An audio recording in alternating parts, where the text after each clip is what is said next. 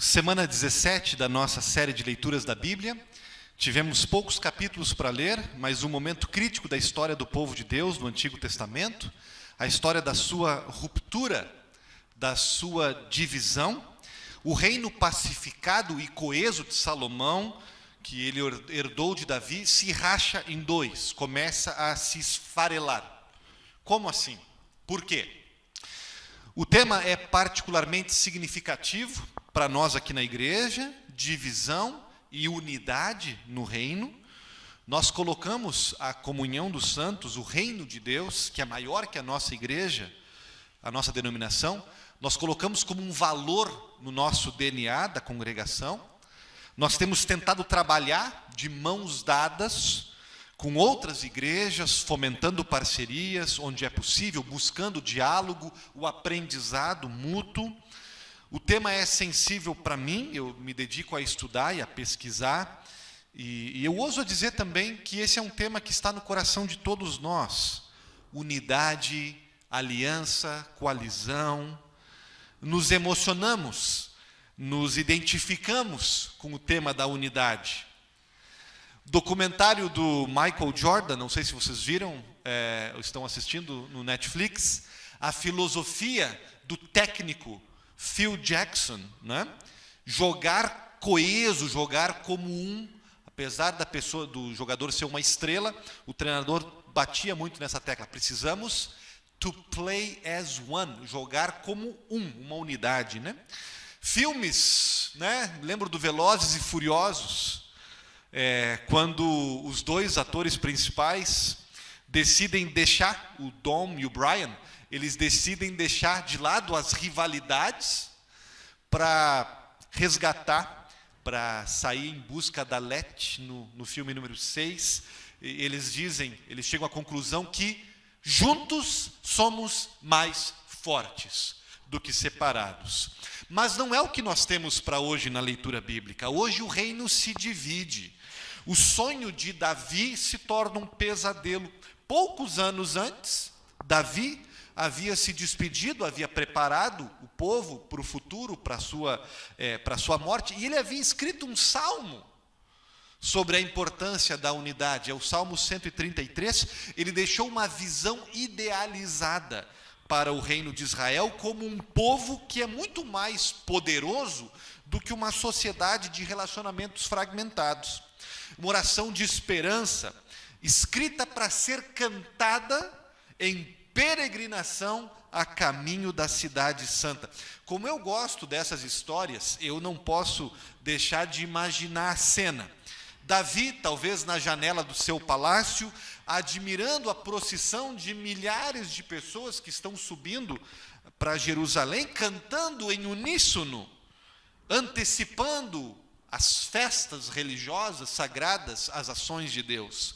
Ó, quão bom e quão maravilhoso é que os irmãos vivam em união. Davi está tão entusiasmado que ele faz poesia, ele usa metáfora, ele vai ver o povo unido, a nação conectada, e vai ver isso como o cheiroso óleo que escorre pela barba. Não qualquer barba, a barba de Arão, a barba de alguém consagrado a Deus, separado para o serviço de Deus. Não qualquer óleo, o óleo da unção, elaborado com várias espécies de temperos, de ideia de Deus, para que quando as pessoas viessem ao templo e se encontrassem com os seus sacerdotes, os seus representantes, encontrassem pessoas que cheirassem bem. O cheiro do sacerdote é o cheiro do construtor de pontes, o cheiro do fazedor da paz, é um aroma agradável. E Davi fala também do Monte Hermon, e do orvalho que descia do topo do monte, coberto de neve, e que se somava às águas dos leitos dos rios, produzindo abundância de provisão, solo fértil. Quando o povo de Deus convive, se dá bem, está unido, essa é a imagem de Davi. O cheiro bom, que atrai pessoas, que abre o apetite para a fome de Deus, e também a abundância, o orvalho, o rio, a água viva. Todos nós desejamos uma comunidade assim. Todos nós sonhamos com famílias assim, com amizades assim, com sociedades assim, onde a gente possa experimentar comunhão verdadeira, frutífera. E todos nós, pelo contrário, sofremos, sentimos na pele quando somos divididos, quando uma família se divide, né? Quando amigos brigam, quando a sociedade está dividida. Então, o assunto, gente, é muito interessante. Eu começo falando desse reino dividido. A visão de Davi do Reino Unido, coeso, não permaneceu em pé por muito tempo. Responsáveis pela divisão não faltam: Roboão, Jeroboão, Salomão, todas as alternativas. Vamos lembrar um pouco o que aconteceu, e aqui uma nota de rodapé. Qualquer semelhança com os tempos atuais é mera coincidência, né? Ou não. Salomão, começamos com ele, o terceiro rei de Israel. Começou a reinar jovem, um reino maravilhoso, pediu a Deus sabedoria, Deus respondeu a ele, tornando a pessoa mais sábia de todos os tempos, mas o Salomão se perde no caminho.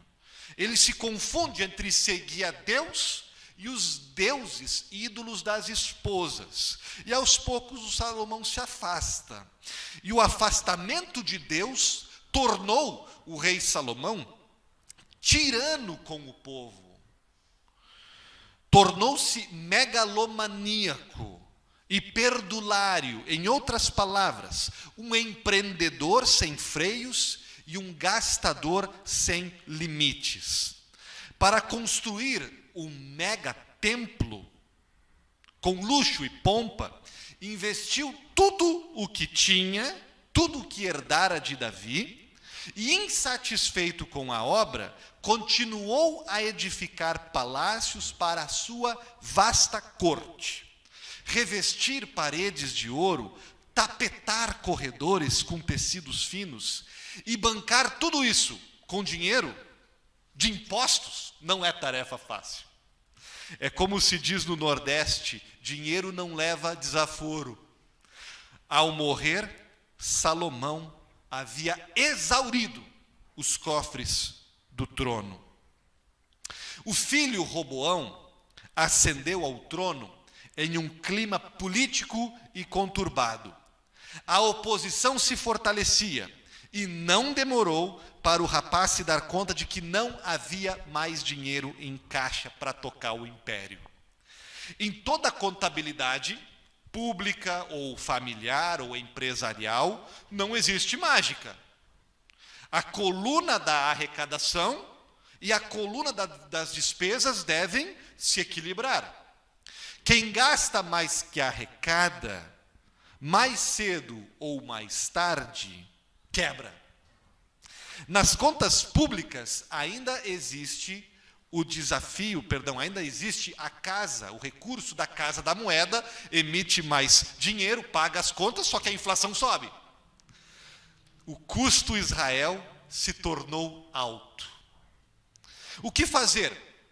Roboão buscou se aconselhar com as pessoas de mais idade.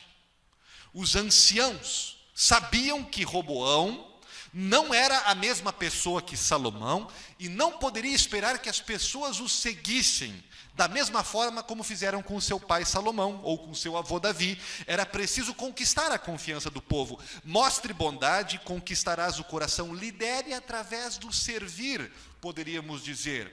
Os anciãos também estavam abrindo os olhos de Roboão para a necessidade de um ajuste fiscal, de reformas estruturais. Corte as despesas, acabe com as mordomias, reduza custos. Era bom conselho, uma fórmula simples, lógica, mas Roboão não pensou assim. Buscou uma segunda opinião, o que em si não é ruim. Segundas opiniões são saudáveis. Só que Roboão mostrou que não era atrás de uma segunda opinião isenta que ele estava atrás, mas de uma segunda opinião enviesada. Tipo quando a gente só lê na imprensa o que nos interessa, ou as coisas que confirmam aquilo que a gente já pensa. Quando a gente só se alimenta de notícias e informações que estão alinhadas com o que a gente já decidiu que é certo. O Salomão cancela o conselho dos mais velhos e busca nos mais jovens um outro conselho que estivesse alinhado com a sua agenda. Poder, luxo, celebridade. Então Roboão chama os parsas, aqueles que se refastelavam com as regalias do sistema. E eles não tiveram dúvidas em contrapor os conselhos dos anciãos.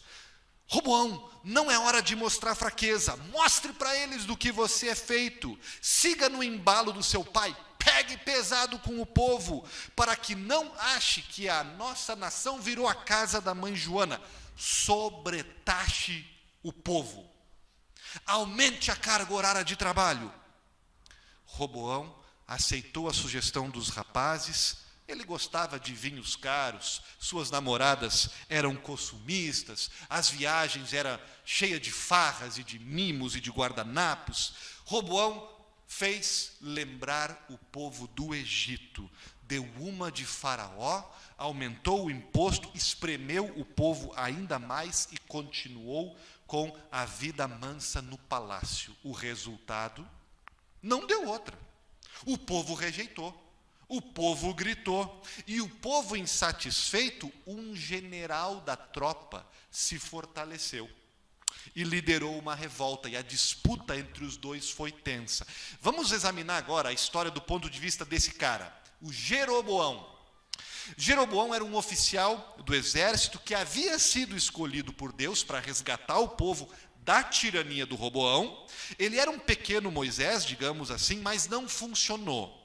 Apesar de Jeroboão ter recebido a palavra do profeta, dizendo que Deus havia dado a ele a liderança das tribos, Jeroboão não confia em Deus. Mesmo com as promessas se materializando, ele não enxerga que Deus estava agindo. E ele decide que não vai esperar pela ação de Deus e tenta um golpe de Estado.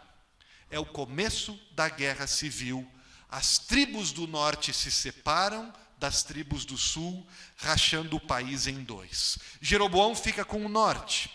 Ele começa reinando, fazendo uma nova capital. Construindo não, fortificando, porque ele tem medo, então ele não acredita que Deus está do lado dele, e ele espalha fortalezas por todo o país, para que Roboão não o vença, não o tire do trono.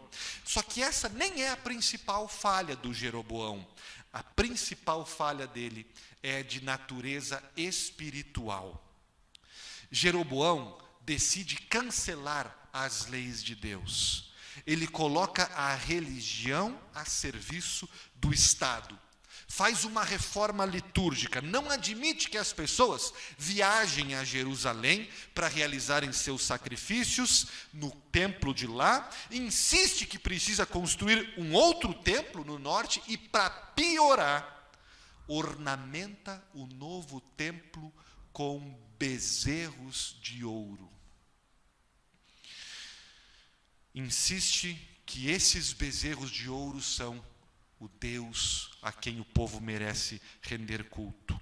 Ele institui novos rituais, novos sacerdotes, novos símbolos sagrados, literalmente cria uma nova fé. Tentando preservar sua posição a qualquer custo, ele estabelece uma nova religião e abandona por completo a Deus. Ao invés de depender em Deus e convidar as pessoas para depender de Deus, ele estimula que elas dependam do rei de si. Protestou contra o abuso de poder de Salomão e Roboão, mas foi seduzido pelo mesmo poder. Achou que pequenas alterações no culto, na religião, não teria nenhum problema, só que aquilo fez com que, eventualmente, Deus se perdesse por completo. Roboão e Jeroboão, 2 líderes incapazes de seguir a Deus, e ambos sofrem uma dura queda. Mas, como se diz na aviação militar especialmente, o acidente já aconteceu milhas antes. Estamos apenas esperando o avião se espatifar. Ou seja, o erro fatal que causou a quebra do avião, a quebra da nação, já havia acontecido antes do Jeroboão e do Roboão. Havia acontecido milhas antes com o Salomão, que semeou aquele tipo de reinado e desobediência a Deus. Foi o próprio Salomão, e Deus havia antecipado isso para ele. Cuidado, Salomão, tu estás entrando num caminho por demais perigoso.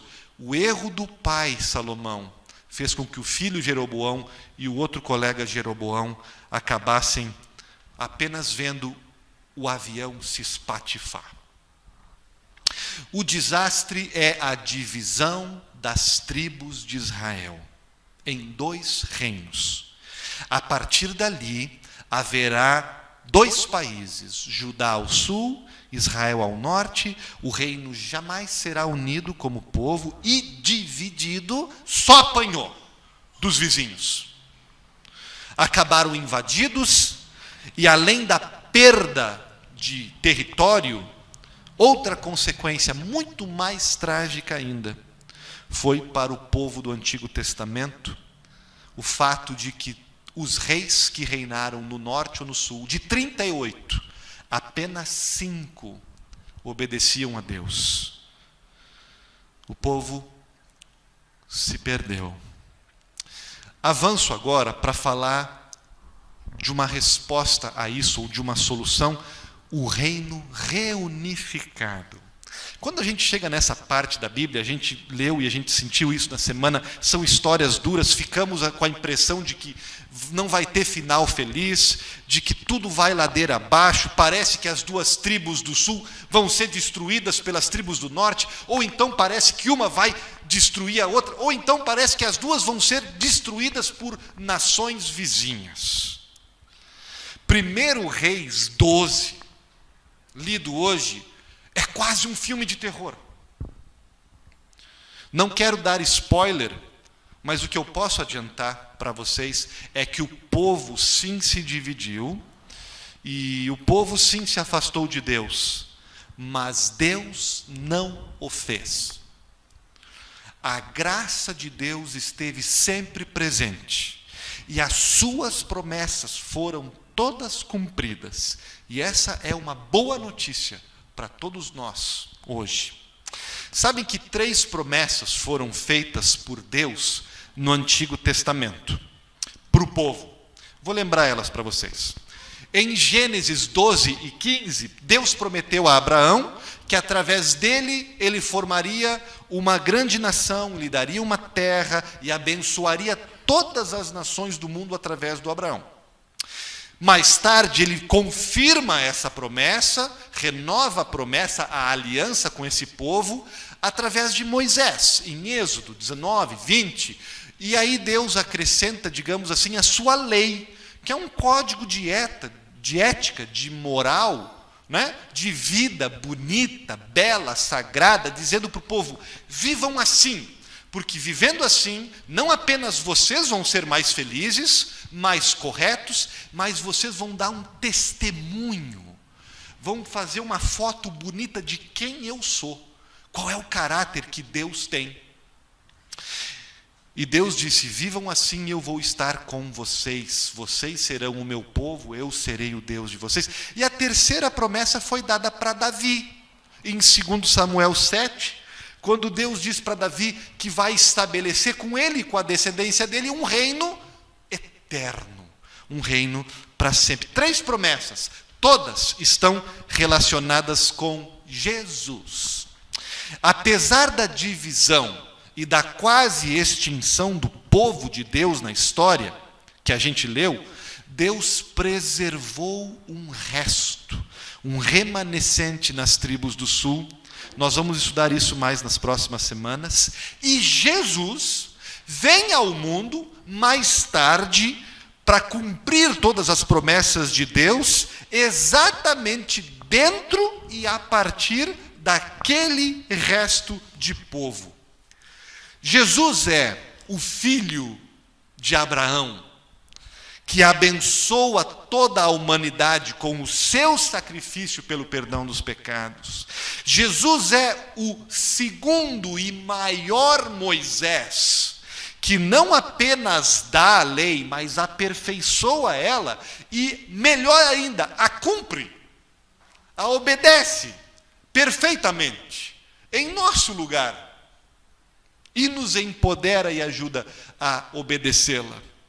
E por último, Jesus é o filho de Davi, que estabelece um reino eterno, não apenas com uma nação agora, para uma etnia, mas um reino para alcançar todos os povos e se espalhando pelo mundo inteiro. E sabe o que é fascinante nessa identidade do reino de Jesus? É que, por um lado, ele é novo, ou seja, ele é inédito, ele tem limites, possibilidades, dons totalmente novos, que não faziam parte do Antigo Testamento. Quando Jesus anuncia o reino, o que ele diz? Mateus 16, eu construirei a minha igreja.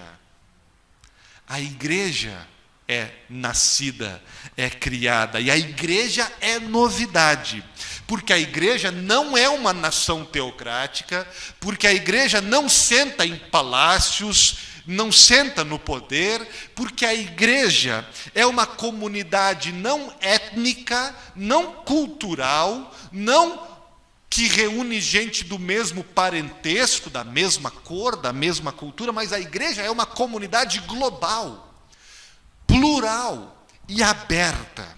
Então, há novidade no reino, a igreja é novidade.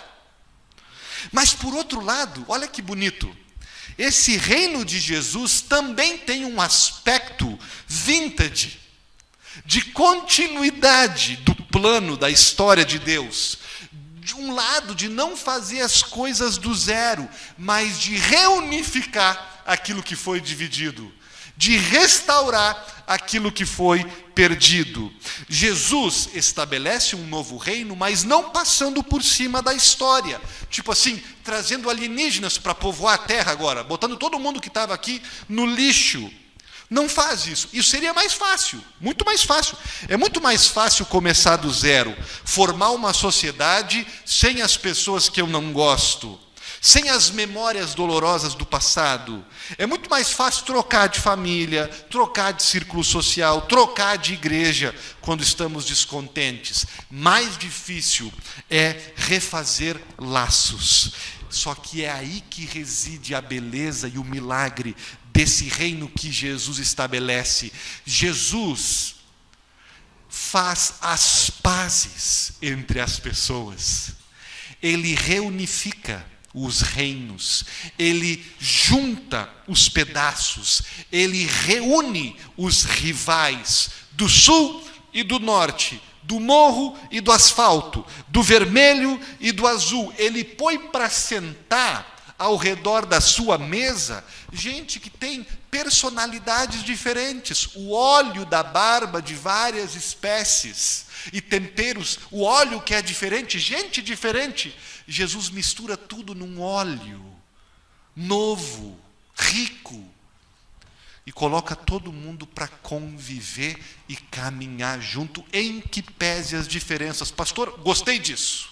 Onde está isso na Bíblia? No Novo Testamento. Jesus preocupado não apenas em criar algo do zero, mas em reunificar os reinos.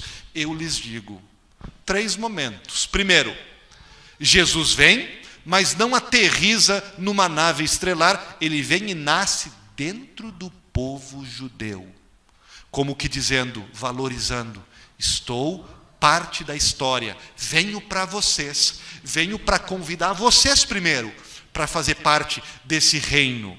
Segundo, ele propõe que o sul que o judaísmo, que os judeus agora olhem para o norte e acolham o norte. Quem é o norte? Bom, no tempo de Jesus eram os samaritanos. Eles eram o povo que simbolizava, por assim dizer, aquela rivalidade e aquela divisão. Eles eram o povo rival que os judeus não gostavam, que os judeus xingavam e evitavam. E o que Jesus faz? Ele acolhe os samaritanos, ele chama eles para fazer parte, ele traz de volta, ele fala com a samaritana está confusa, é a confusão de 1 Reis, dos reinos que se separaram, dos reinos que criaram religiões novas. A samaritana diz para Jesus: eu não sei onde eu devo adorar, aqui no norte diz que é no monte, no sul diz que é no templo, eu estou perdida, quero adorar a Deus, mas nem sei onde. Jesus diz: calma, minha filha, estamos estabelecendo um reino novo e chegará o momento onde a gente vai adorar onde a gente bem quiser, em espírito e em verdade. Jesus acolhe os samaritanos. E por último, gente, Jesus chama esse novo reino, que é novo e antigo ao mesmo tempo, nós vemos ele reunificando quando Jesus chama quem? Para começar, o reino, a igreja. Chama quem? 12 discípulos. Intencionalmente, 12. Simbolicamente, 12. Como que dizendo, 12 lá atrás, dividiram. A partir de agora, 12 vão reconstruir.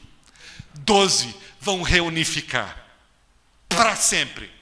E a igreja, que é um movimento novo, uma construção nova, mas também a sequência e a continuidade e a reunificação do povo de Deus do Antigo Testamento, é o que está escrito na Bíblia, Romanos 9, 10, 11, Gálatas 3, Apocalipse. A igreja que começa com 12 discípulos é o novo povo de Israel.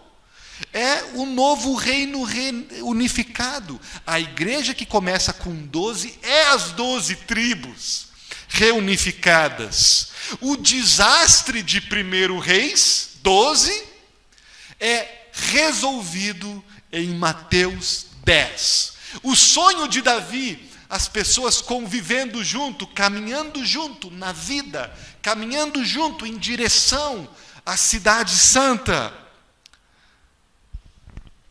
se completa, se cumpre em cada momento que a igreja se reúne, em cada oportunidade que 2 ou 3 estão reunidos, caminhando em nome de Cristo. E é aí que nós entramos na história, porque hoje, vocês, eu, nós somos parte deste reino, das 12 tribos. Nós estamos nos ombros das 12 tribos do Antigo Testamento e fazemos parte da igreja que nasceu com 12 discípulos. E aí cabe a pergunta: mas pastor, se a igreja é o novo reino, e se esse reino foi reunificado, por que nós vemos tantas divisões hoje em dia entre as igrejas cristãs? Por que temos tantas denominações? Ou mesmo, por que às vezes dentro de uma comunidade, de uma igreja, nós não nos sentimos totalmente ligados, conectados um ao outro, e não raras vezes experimentamos divisões? E é aí que a passagem desta semana nos chama a responder. Nós não queremos estudar a divisão do povo de Israel apenas para conhecer a história. Nós estamos buscando algo para a nossa fé, para a nossa vida, para o nosso relacionamento com o Deus e com os nossos irmãos. E aí a gente vai para o ponto final, que é a nossa resposta. Agora eu falo com vocês pensando no nosso dia a dia e no que Deus nos chama a viver como povo dele hoje em dia. Trabalhando pela unidade, não divisão. Trabalhando pela unidade do reino de Jesus. Eu tenho a impressão que muitos gostam de participar da igreja, aqui na nossa igreja, em outras igrejas, mas não estão atentos para isso, não valorizam muito essa parte. Mas eu preciso chamar a atenção de vocês, porque tem a ver com o crescimento da fé dentro de vocês, com amadurecimento. Quer ser maduro ou quer continuar infantil? Se quiser continuar infantil, pode desligar agora. Mas se quiser pensar em amadurecimento com Deus, abra teus ouvidos, porque no Novo Testamento, um dos principais critérios, requisitos para amadurecimento, para estarmos firmes na fé com Jesus, é um olhar coletivo, preocupado com a unidade. Em outras palavras, no Novo Testamento, imaturo é quem pensa só em si, dentro da igreja. Eu, meus desejos, minhas preferências, meus hinos favoritos, minha liturgia favorita, meu pastor favorito, meus desejos, meus dons, minhas vontades, minhas necessidades. O pastor é um capelão particular, só para resolver as coisinhas individuais da pessoa. No Novo Testamento, alguém assim é chamado de imaturo. No Novo Testamento, Efésios, Romanos, no Novo Testamento, o cristão maduro, ele é uma pessoa que muito naturalmente, intencionalmente, fielmente, conjuga o pronome nós. Por isso que o Novo Testamento está abarrotado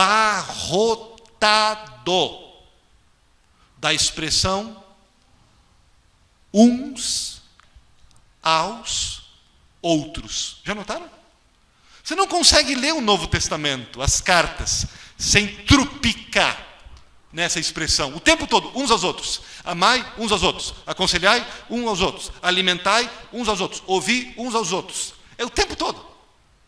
Porque o Novo Testamento, porque o reino de Jesus valoriza e nos chama a uma perspectiva coletiva, não individualista, junto com os outros, onde eu presto contas, não é uma coisa eu sozinho, eu fazendo o meu, né? Não, o tempo todo no Novo Testamento, ser igreja é caminhar junto com outras pessoas diferentes de mim, iguais a mim, onde elas me confrontam, elas me estimulam, eu presto contas a elas, mas elas também prestam contas a mim, e nessa simbiose nós avançamos rumo à terra prometida. O que isso significa, essa questão da unidade? Tem duas situações, tá, gente?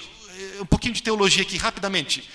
Tem a ver com um reino visível e um invisível. O reino invisível a gente não enxerga. É o conjunto de cristãos, de pessoas que estão com Cristo, pelo batismo e pela fé.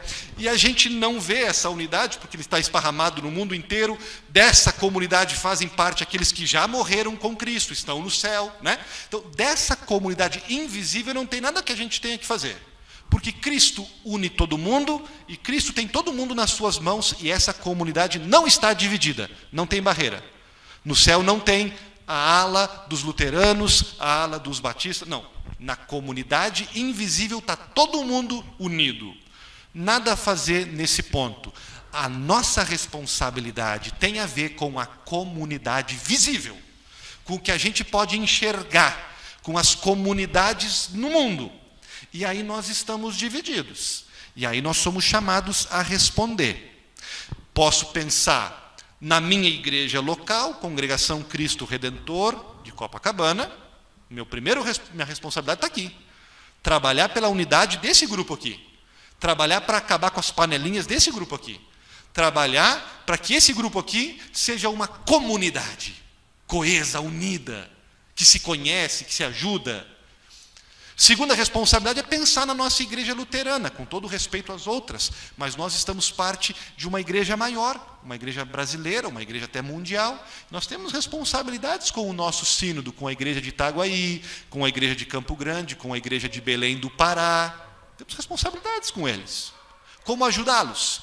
E por último, mas não menos importante, algo que essa igreja valoriza muito, a nossa responsabilidade com outros cristãos, de outras denominações.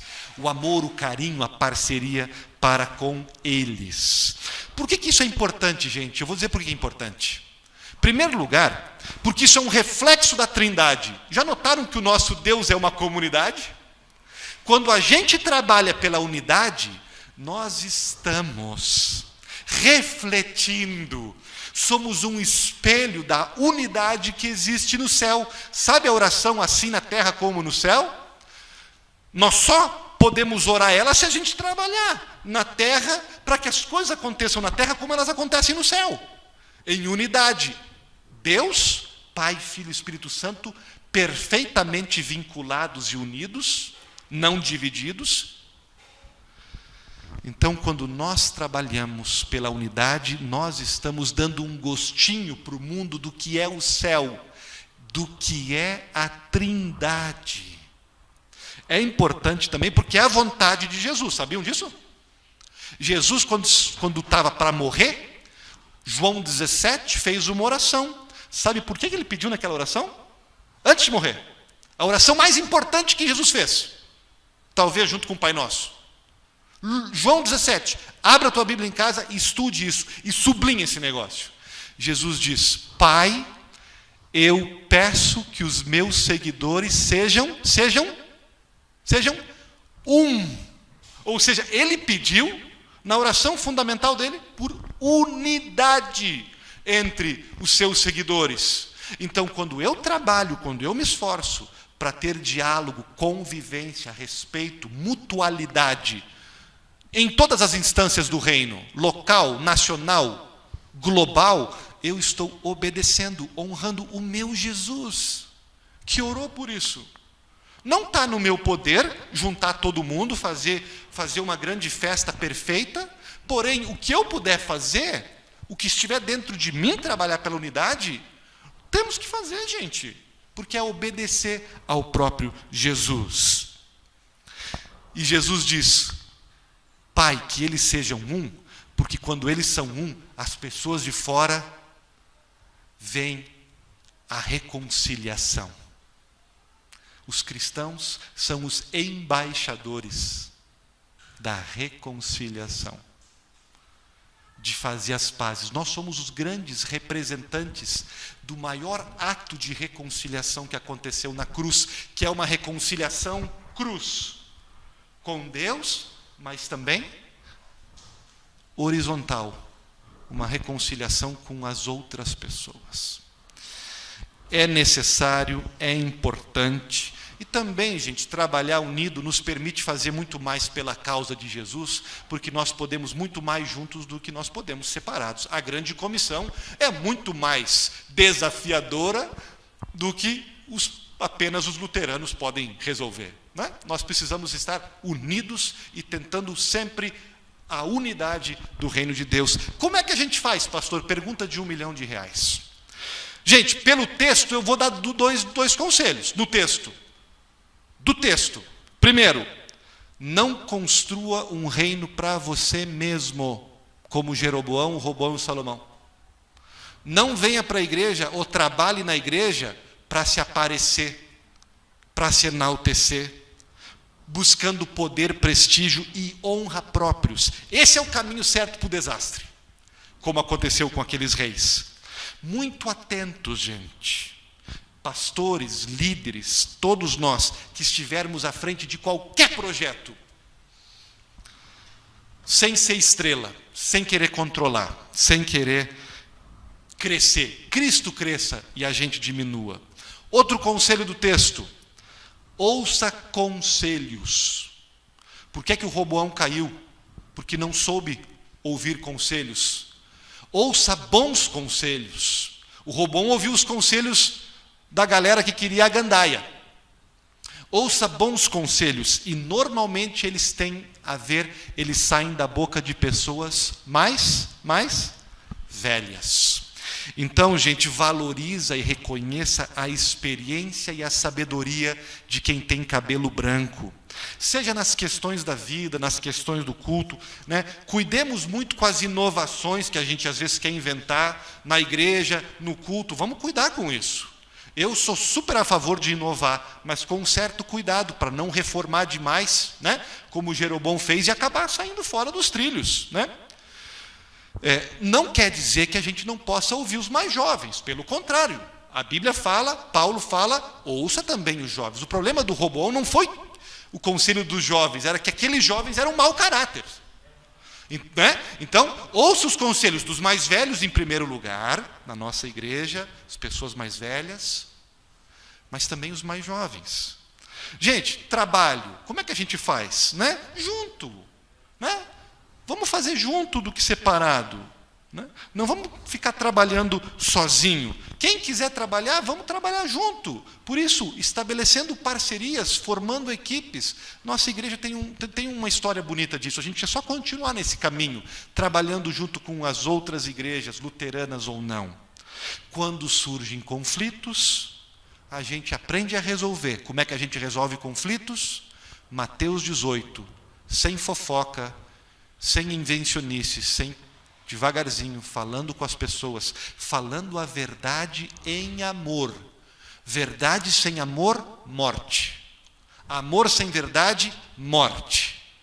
A verdade em amor. E o tempo todo, gente, concluo por aqui, o tempo todo pregando o Evangelho para nós e para os outros.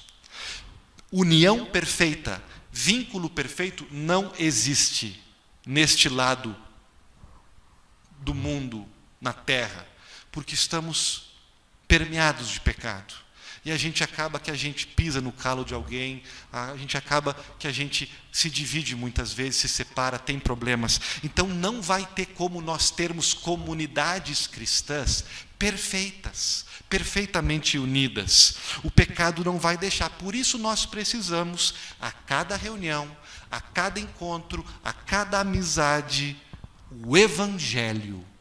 O Evangelho é a palavra de Deus, é o orvalho que desce do Monte Hermon, com nutrientes para a alma, é a injeção de vida que Deus dá para os solos, para a nossa terra, o solo da nossa terra, da parábola do semeador, né? As palavras do Evangelho: somos amados, somos perdoados, a vida, morte e ressurreição de Cristo é nosso, Jesus é nosso.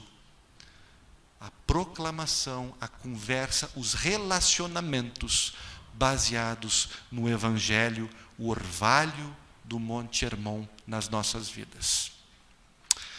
Que Deus nos abençoe, aplicando estas palavras na nossa vida e nas nossas igrejas. Amém.